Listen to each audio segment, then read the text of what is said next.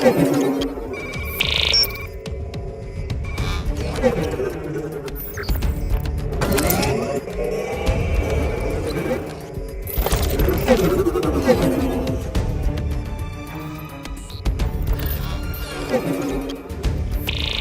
owl gives the main character, the character you play, all kinds of abilities.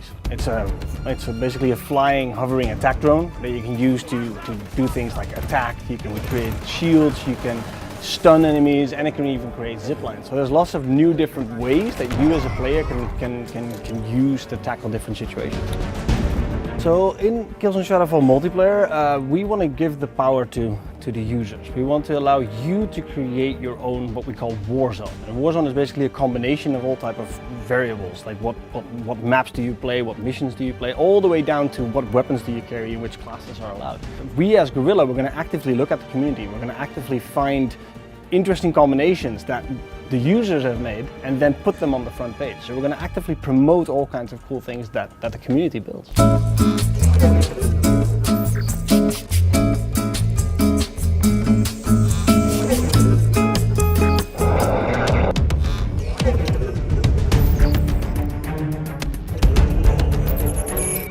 We like the idea of kind of rebooting the visual style a little bit because it's a new game, it's a new platform, it's next gen. See what we can do with all that extra power. And it was also more in the future this time, so we had to also introduce a few elements to make it a little bit more advanced looking as well.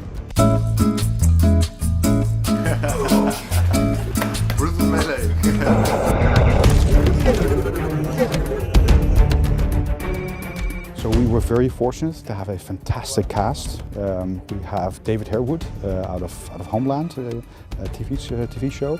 He played the CIA director there. He plays the VSA director in this title. So it's quite a similar role, but he really kind of brings that power and authority. He's an authority figure. He's somebody who has a strong kind of will and an agenda. He needs to keep his people safe.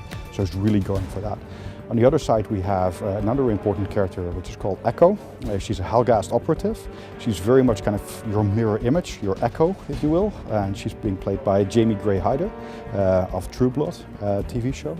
And she's a fantastic fit for that role. She's really powerful, she really kind of portrays the Helghast side really well and gives it kind of a real human face as well.